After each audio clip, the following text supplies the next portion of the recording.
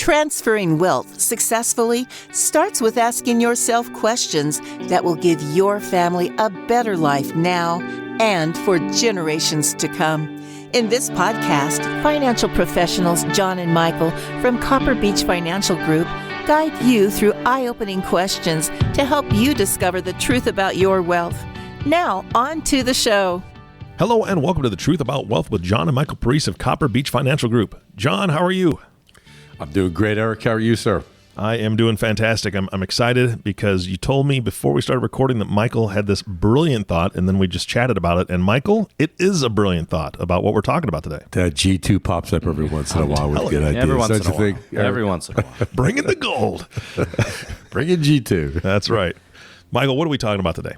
Well, we're going to talk about, this is maybe going to be a little, less structured than our normal podcast. But like you said, it was sort of an idea that we had in terms of things that we're hearing in from our clients and business owner clients and even a lot of colleagues of ours is really just, what we want to talk about today is more maybe where we're going as a business owner in terms of how to recruit and retain key people in a post-COVID world. I think the world has changed depending on your industry in terms of getting people to come back into the office. Should you do that or not? How to find key people, how to keep them. We're just hearing a lot from our clients that it's really tough out there. So we wanted to maybe just, I guess, have a conversation around that and maybe refer back to some other podcasts and maybe give some ideas on how, if you're an employer or business owner out there, you might want to approach that given where we are today.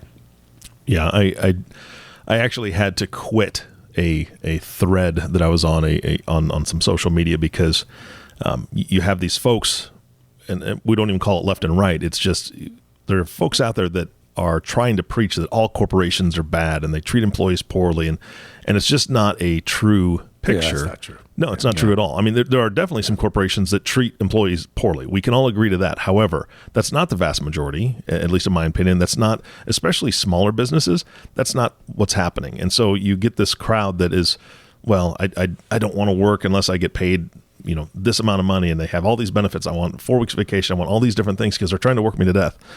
No, that's just not the case. But I see that nationwide we do have this issue. So I love this topic. I think it's very timely. Yeah. I mean, go ahead, Dad. Yeah, if you listen, if you look at the numbers, and I'll jump in here for a second here. I read some stats over the weekend actually, and there's 11 million job openings, only 6 million people applying. That's like unbelievable. Yeah. And the other piece of it was, are they qualified to deal with these new jobs? In other words, are they trained? Are they coming from an industry that supports the new side of the business world today? So it's really a dilemma. It's a paradigm shift that no one's really seen before. So we thought today's podcast to discuss things that we do naturally with families and business owners on a succession side. But I think it's got to be more focused on how do you find the right person to be part of my organization, to grow my organization. Because the other piece is people aren't staying in organizations for a long period of time. They're saying, well, maybe I'll start here and go there. And I read something that most people in their 20s are going to have 5 jobs. Mm-hmm. Not like my mom and dad who had 1 job and retired with a watch. No, I'm just kidding. They weren't that generation. But basically, there's a shift going on, and people aren't settling into these companies and saying, "This is where I'm going to spend the rest of my life." So there's a lot of interesting challenges out there. But Michael and I have been chit-chatting about some ideas, and we'll share them today with you. Yeah. Go ahead, Eric. Oh, sorry, Michael. To that point. Right. I mean, and to what John was just saying, it used to be that a company would keep you around for, 30, 40 years, and you did retire with that gold watch. And that was kind of just how work worked. But we don't see that nearly as much. Pensions are gone, so on and so forth. But I know you've got a ton of ideas on what companies can do to incentivize workers to stay longer and, be more of a team player, if you will. Yeah, I think generally businesses, again, after a post-COVID world, I mean, it's almost, I'm a member of Vistage, and it's seemingly every month in our monthly meetings, one of us is talking about either how to get people back into the office if they're in a industry or a business that, is struggling with that. And I generally think that business owners have to get creative in terms of recruiting talent, because I think if you look at the general market atmosphere out there, I think that there's somewhat of a power shift in terms of shifting from employers to employees right now. I think employees really have a lot of more power than they had in the past in terms of salary demands or type of options that are available. I mean, if you are a company that is going fully remote, you can make an argument that your talent pool has just now transition to the entire country or even internationally, depending on your business. And so that it's just a big shift. And I think, there's no one right answer. Obviously, it's going to be really dependent on your business and what your goals are as a business owner. But I think you have to start getting creative, because I think you used the term before, Eric, before we started recording, is in terms of oftentimes there's only so much salary that is available, right? And that's a big issue. So there's only so much, I think, that you can pay people before it really just becomes untenable to the business. So how do you really think differently about that issue is, I think, what we're going to hopefully help our listeners with today. Yeah, Michael shared with me a story that in one of his meetings where a gentleman was hiring someone to fill a position, and it was remote.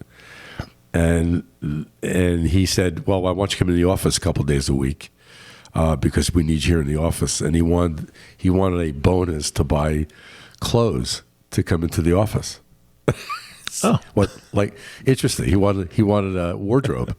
I mean, that's how. Actually, that's how. I don't think that was a new employee. I think that was an existing. Was it? employee I'm sorry. I thought that was a new employee. That when the pandemic hit, went remote. Everybody went remote, and he was trying to get everybody to come back to the office. And I think I'm sorry. Yeah. Well, in either case, the general theme in terms of having a clothing allowance, I think is the term that he was using. So, I mean, as a business owner, how do you respond to that? How do you answer that? I mean, he said no, by the way, but that's certainly not something that as a business owner I feel like you would be prepared to really answer, on top of all the other things that we have to worry about as business owners. But yeah, I mean, anyway. Did you not come clothed to the office before?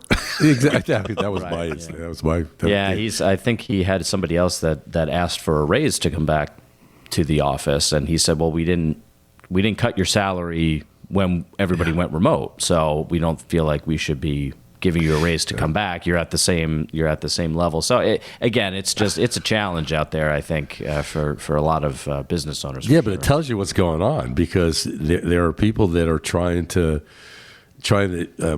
develop a new economy or a new way to go to work. I mean, that's what this pandemic has done.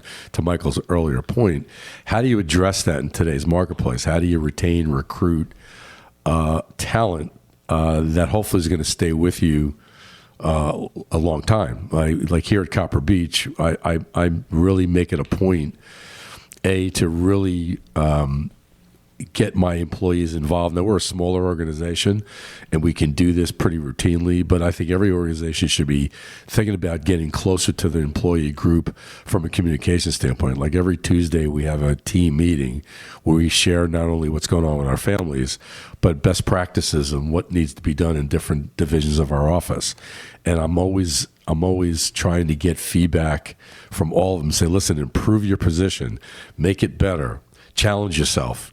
We're growing, we want to grow out a different division of Copper Beech. How do we do that? So I'm looking for feedback to make them part of the growth or the decision or the build out of my firm going forward. So I think every organization should try to do that. I know a lot do, but I think there should be more focus on that to get the employees to feel like they're part of something.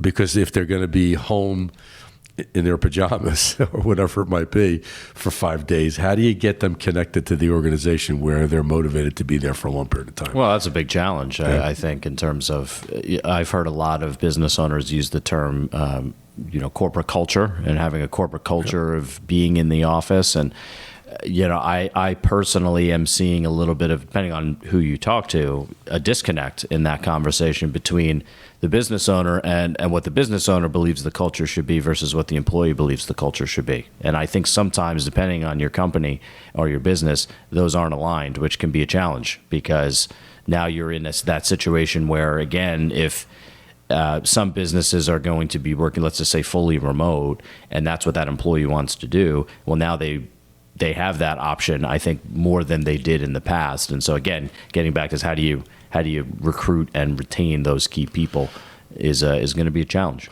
Yeah, one of the things I learned a long time ago in my career, when I was asked to interview folks in our industry, I'm going back 20 years ago, and my boss said to me, "I want you to interview this candidate. He's really good. I like him a lot. He seems to be the type of person we're looking for. Give me your thoughts." And within 15 minutes, I knew he wasn't right. And I went out of the interview, and I said back to my boss, I said, I'm not sure if I'm comfortable with Alan. He doesn't seem to have what it takes. And he says, well, I must have misread him. I thought he's really very talented. I said, well, here's my question to you.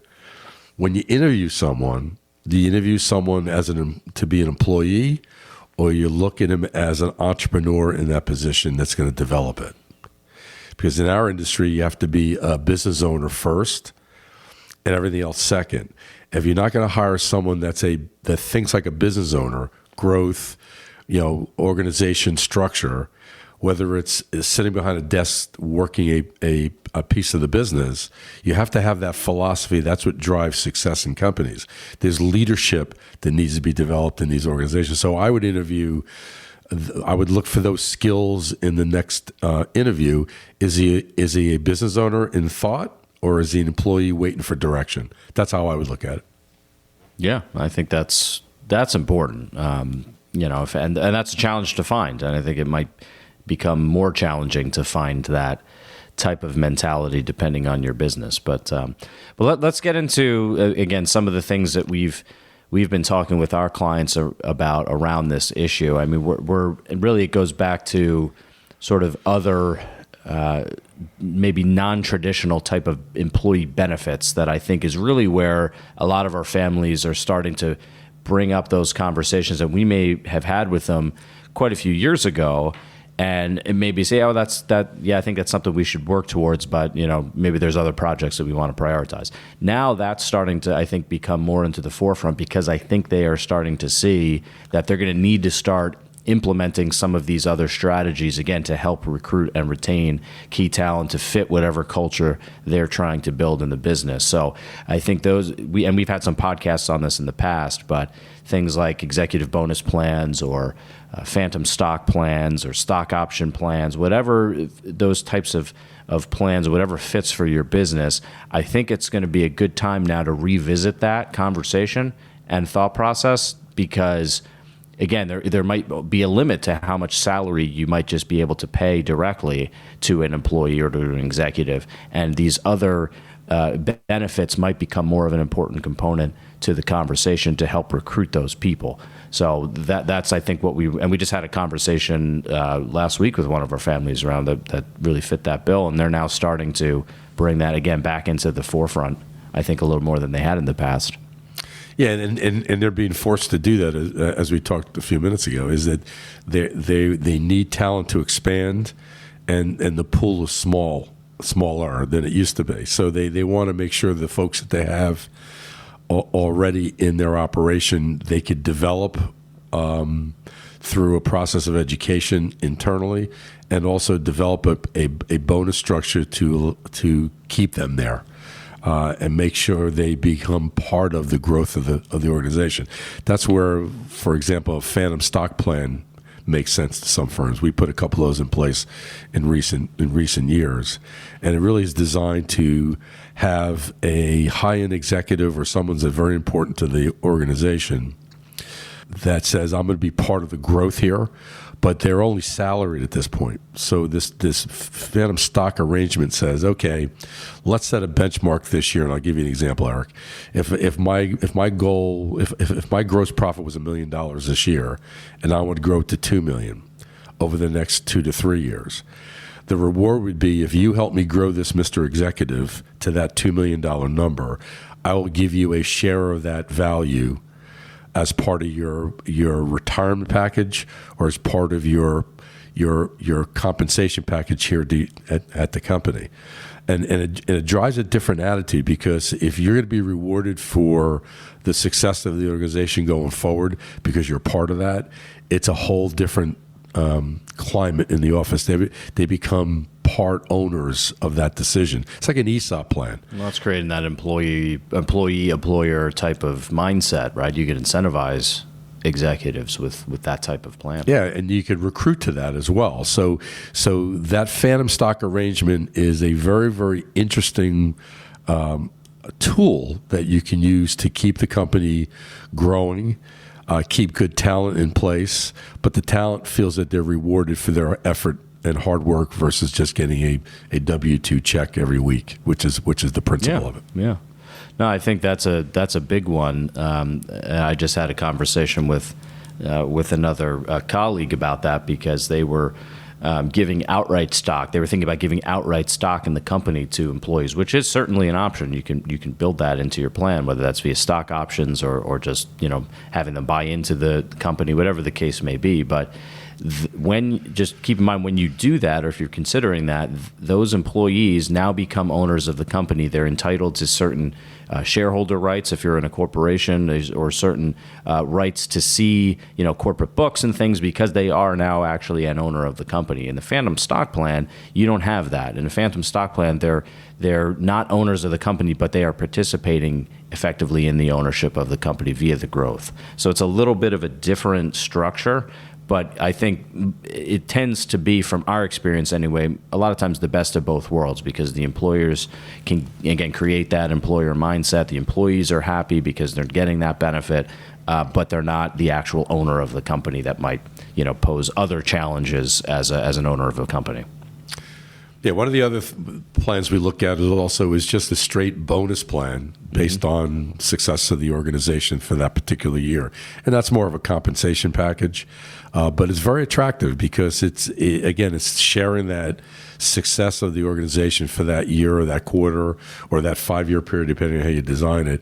They feel like they're part of it, and again, just not a hired gun to do a certain job. Yeah. And the response we get from clients today is a lot more of being interested in looking at those kind of programs because of the stresses we talked about earlier. They just can't find good talent and good people to work. It's harder. I'm not sure they're not finding them, but it's harder. Yeah. Eric, I'm interested to hear your experience on this, because I know you work with a lot of other advisors, and you're obviously, a business owner yourself. I'm interested to hear your thoughts on this and what you're seeing out there. Put them on the spot. Yeah, it is an interesting dynamic. I think that, and not getting into politics, but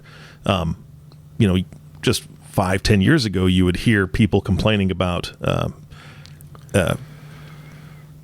immigrants taking our jobs, right? Oh, they're taking jobs from America if they're illegal immigrants or whatever. That's not the case anymore. And I'm not saying that doesn't happen, but what I'm saying is, since it's a worldwide pool, like you said earlier, talent can come from anywhere if it's remote. Yeah. So looking at the whole remote thing versus loyalty, talking about the gold watch at the end of your years or the pension that used to be there. John, I think you're the one that said it.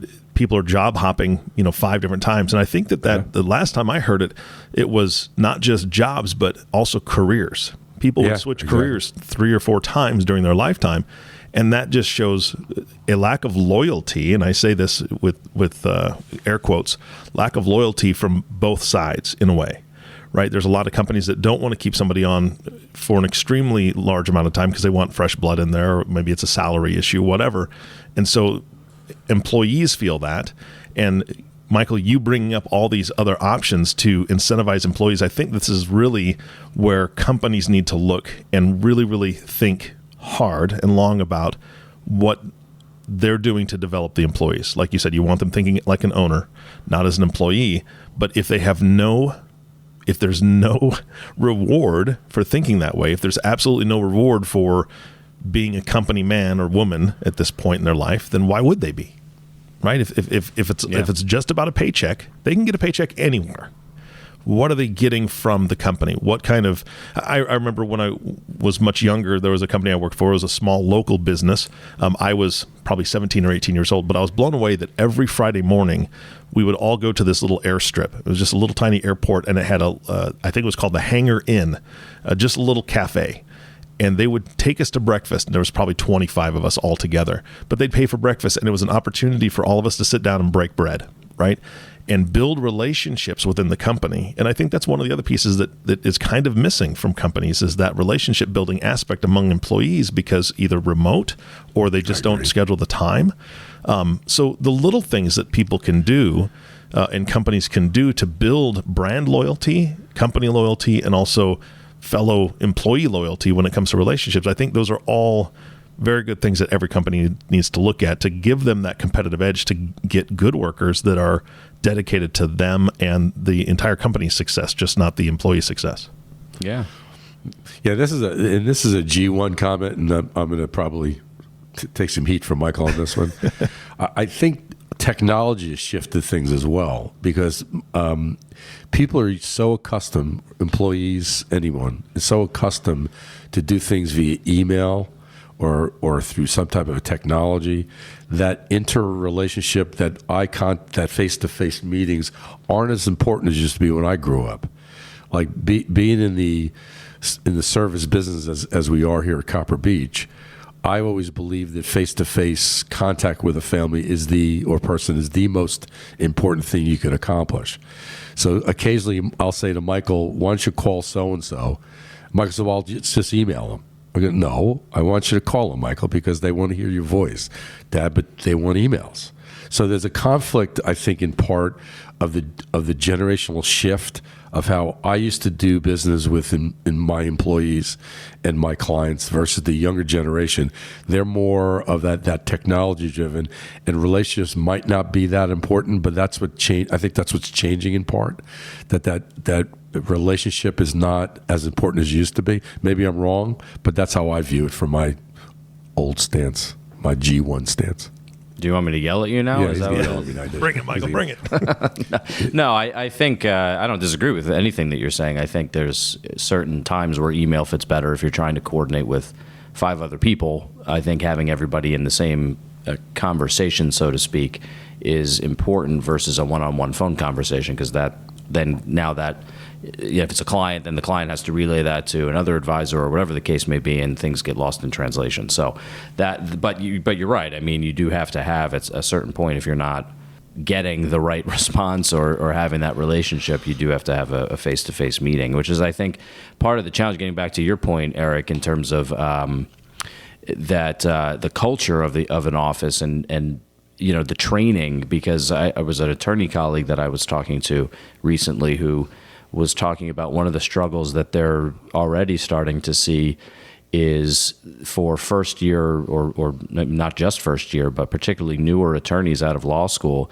It used to be that they would be able to shadow a senior partner or a higher level associate, and now they don't have that hands-on training, like you said, and they're questioning what impact that's going to have on the firm long term, because they're not getting that mentorship type of relationship. So it's going to be interesting to see how businesses deal with that, and to your point, Dad, whether the younger generation is interested in that. I don't know the answer to it, but I think that's something that, how interested are people going to be for that?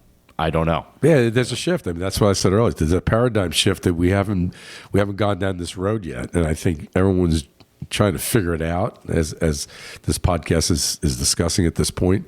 Is how do you fix, or how do you improve, how do you create a different flow to be a successful organization going forward in this climate?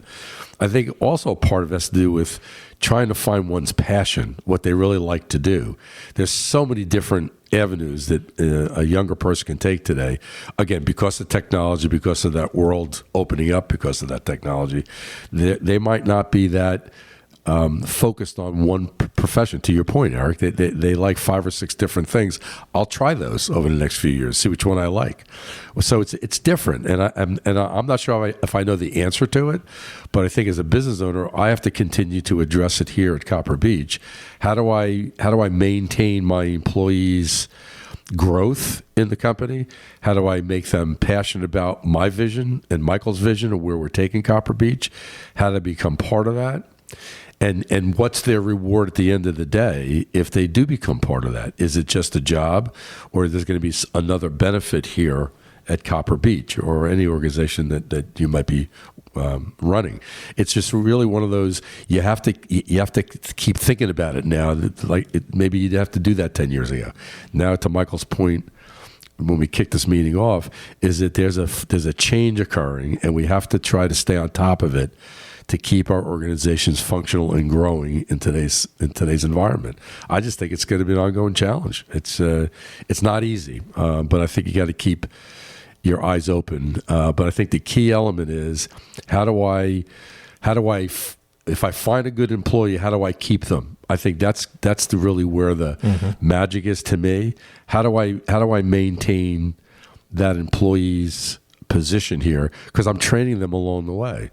There's nothing more discouraging than I spend 3 years training someone and they find another job someplace because it was better than what I offered them. I try to prevent that every day that I'm here.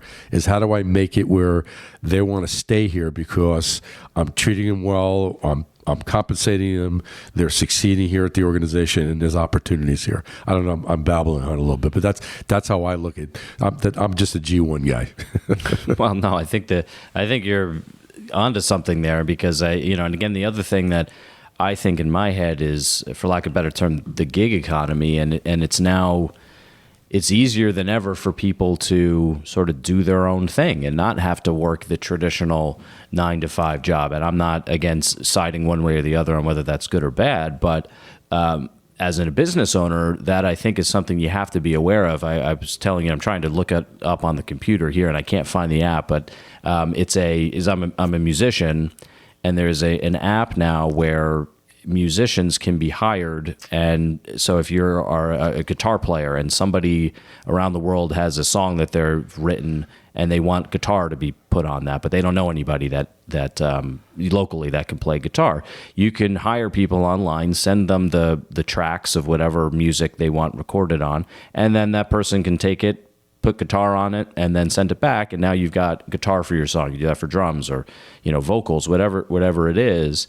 And I just started thinking about that, like how many musicians out there that might have in the past said to themselves, you know what, I really want to be a musician, but I can't. It's just not working for me right now. I'm going to go get that 9-to-5 job. Well, now you can make an argument. They'll probably never make Jeff Bezos money, but now you can make an argument that person can say, hey, I love playing guitar. If I do this 5 times a day, I'm okay.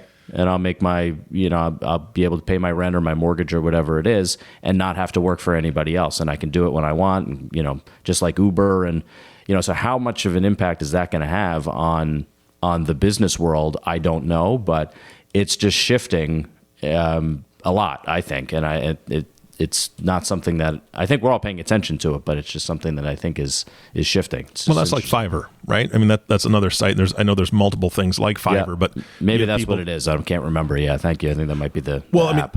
I've never actually heard of the musician one. That is fantastic. I love that. I'm going to actually look into it. Not that I play guitar, but I just think it's fascinating because, like Fiverr, it is a, like you said, gig economy where if you need artwork done, if you need computer skills, accounting, you can find anything. If you want somebody to dress up in a banana suit and tell your message to the world, there's somebody that does that, and she makes quite a living. I don't know how, but she does, right? So how do you combat that in this economy where if your firm normally would hire somebody, a lot of times firms are going, you know what, I'll just go to Fiverr. I'll find somebody that'll do it, just a one-off, couple things here and there, so I don't have to have a full-time employee. Well, that's great way to look at it too. Yeah. So it's good for both groups, and it could be bad for both groups. I don't know. Well, I guess we'll see it flush out over the next 10 years. Yeah. Yeah. Again, this is a G1 comment. I keep throwing G1 in here. Because I come from a different world than most younger folks are around today. And I think the younger people today are way smarter than I was at their age, period. Because they've had so much data, so much information at their disposal, way more than I did. I remember I had to read a newspaper to get the information. I had to go to the library to get a book to read, to do research, whatever it might be. I'm waiting for the walking uphill both ways to school. Yeah, he's to school with the snowstorm with bare feet. Michael's waiting for that. But the kids are smarter today. But that is a challenge for them because they're so smart. They have so many avenues that they could take. That's really where I think that's where the confusion is. It's hard to find their passion, what they want to do in life, because they got so many opportunities to create a passion for it. I don't know if that makes sense, but it's complicated. And if I were a younger person today, I would sit in my chair and say, where am I going? I mean, what do I want to do in my life? It's all good. I think I could do really well in all these different areas, but where's my passion? And I think that's going to be the challenge. But people sitting home, I just have a problem with that. To me, you don't have the ability to create relationships. It's easier not to. If you stay home because you have a job that you can stay home, where's the lunch with the boys or the lunch with the girls at the office? I mean, that changes the whole dynamics. Now, younger people might want that today. I just think changes interpersonal skills a lot. That's just my G1 comment. Mm-hmm.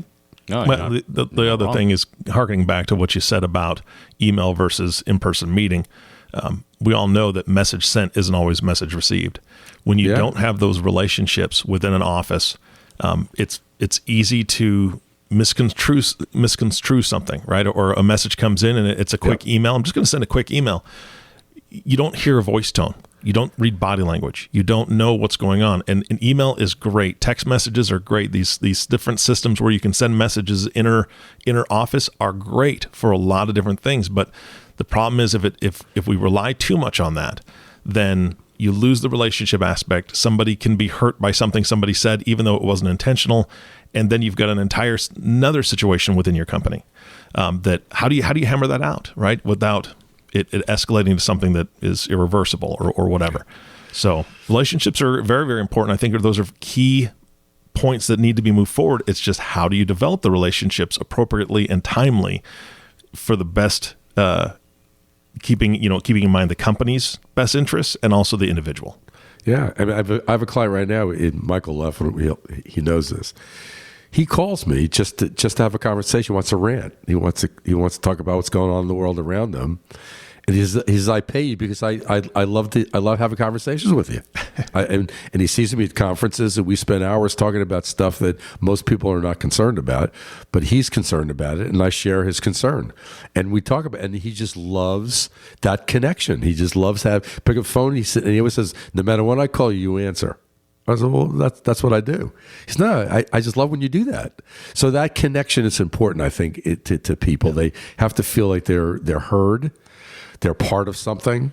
They're understood. I don't know if that makes sense. I'm not trying to be a psychiatrist here, but I think that's all part of the makeup of what's going on, that people want to be part of something, but they're conflicted on how to be part of it.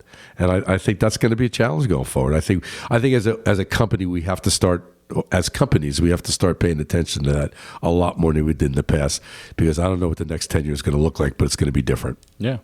I think, and again, getting back to sort of the strategies, if you will, that business owners can think of, if you do have a talent pool that's maybe very large, but you're going to find if you have good hiring practices or screening processes that there's going to be a lot of people that maybe don't fit the culture that you're trying to build for one reason or another. Maybe you want people to come back in the office and they don't want to come back to the office. They want to be fully remote. Well, now you've gotten rid of those types of employees as a part of your talent pool. And then if you do find that right person that fits that culture, now you're back to, all right, well, I'm probably not the only company that wants to hire that person. So I need to figure out a way to make sure that I'm going to get that employee that really fits for my culture. And then again, that's where you start maybe having to think about some of these other strategies to recruit and retain that person so that you can have them as a part of your team for a long period of time. And that's what, again, I don't know if we answered any questions today necessarily, but maybe this tweaked some of our listeners' thought processes if you're a business owner about how you might need to think a little bit differently about where we are in the world today if you haven't already. Yeah, I would just make an additional comment. It's not it's not hard to grab one of your employees and say, how are things going? How do you feel about stuff? Let's go to lunch, or let's talk about where you think you could take your next level here at the firm, at the organization, or at the company. I mean, it's just I think communication is the key, and get into someone's mindset on how they're looking and how they're viewing things. I think G1 has a struggle with G3 or G2 sometimes. Like Michael and I are in sync, but we're from different generations, and sometimes that clashes. To our success, not a lot, but some G1, G2 people just don't communicate well. They just. So I think you have to work harder to do that. Both parties have to say, I got to be patient with that G1 guy because he doesn't get it. He doesn't understand, and vice versa. So I think it's going to be interesting to see how this develops. And I'm kind of excited about the new horizon a little bit. I think it's new. I think technology is changing everything, and I think it's going to be fascinating to see what happens. Yeah. Absolutely. Michael, any other closing thoughts for today? It's along similar lines. I would, if you are a business owner out there, and again, getting back to that story we talked about in terms of, being asked for a clothing allowance by an employee to come back into the office. I think if you're a business owner or manager, you're, now post-pandemic, you're really dealing with things and issues that you really haven't had to probably in the past as a business owner, and that can have some stresses and strains in other areas of your life in terms of, not only do you have to be concerned about growing and managing the business, you have to be concerned about, these other types of ancillary issues that are now popping up after the pandemic. And so, just take care of yourselves out there, because it is probably easy to sort of fall prey to the stresses and the day-to-day grind of running a business, and adding on top of these other issues. It just can be sometimes more than you can bear. So just, try to reach out to those if you're struggling, and having manager burn, and take care of yourselves generally. Yeah, I'll make one additional comment. I do here at Copper Beech occasionally where when 4 o'clock hits, when the market closes, not that that's important to us, but that's the mindset I have. I'll go down to my wine cellar and get a bottle of wine and invite everyone down and pour everybody a glass of wine, and we just chit-chat about business. We chit-chat about what's going on.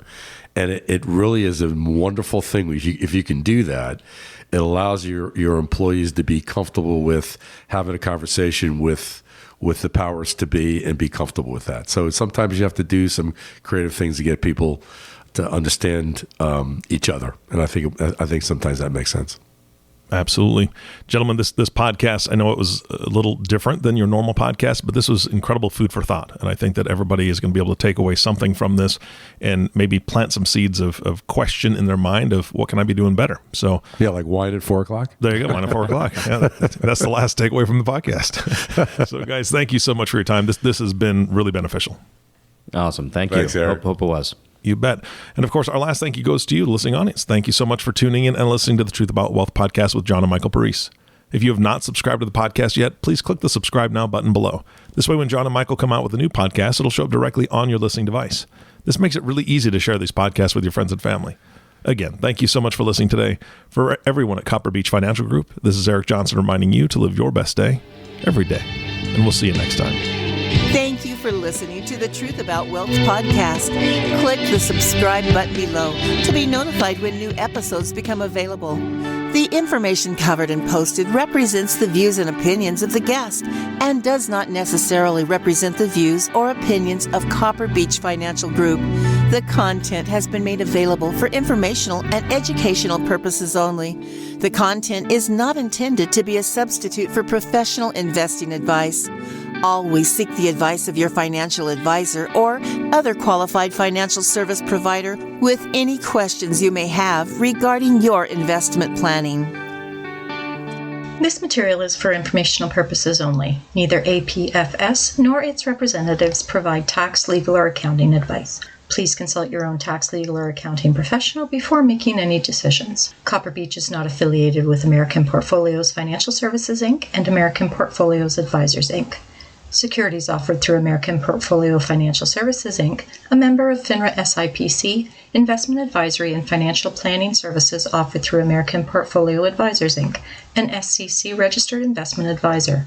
These opinions are subject to change at any time without notice. Any comments or postings are provided for informational purposes only and do not constitute an offer or a recommendation to buy or sell securities or other financial instruments. Readers should conduct their own review and exercise judgment prior to investing. Investments are not guaranteed, involve risk, and may result in a loss of principal. Past performance does not guarantee future results. Investments are not suitable for all types of investors. Copper Beech is an unaffiliated entity of American Portfolios Financial Services, Inc. and American Portfolios Advisors, Inc.